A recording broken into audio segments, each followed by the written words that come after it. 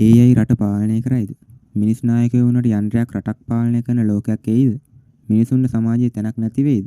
ඉතින් අපි හැමෝටම පැන නැගෙන ප්‍රශ්නයක් තමයි මේක. ඉතින් අද වීඩියෝ එකෙන් බලමු AI කියන්නේ මොකක්ද කියලා.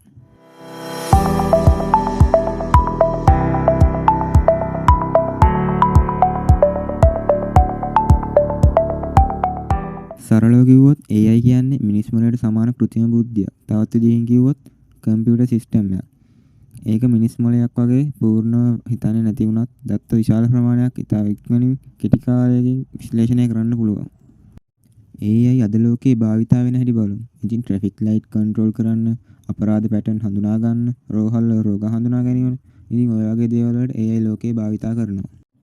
AI භාවිතා කිරීමේ හොඳ පැත්තකුත් තියෙනවා, අයහපත් පැත්තකුත් තියෙනවා.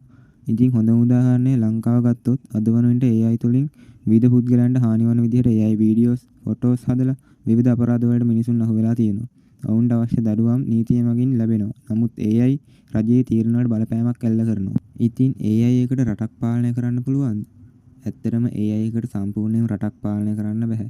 ඒකට හොඳම හේතුව AI වලට හැඟීම් දැනීම් නැහැ. AI වලට පුළුවන් උපදෙස් දෙන්න විතරයි. අවසානයේ තීරණය ගන්න මිනිසුන්ම තමයි. AI එකක් වැරදි අතකට ගියොත් මිනිසුන් නිරීක්ෂණය කරන්න පුළුවන්, නිදහස සීමා කරන්න පුළුවන්, වැරදි තීරණ එන්ෆෝස් කරන්න පුළුවන්. ඉතින් ඒ නිසා අපේ රටේ අනාගතය හොඳද නරකද කියන්නේ AIට වඩා AI භාවිතා කරන මිනිසුන් මතයි. ඔයා හිතන්නේ මොකද්ද? AI එකක් රටක් පාලනය කරොත් හොඳද නරකද?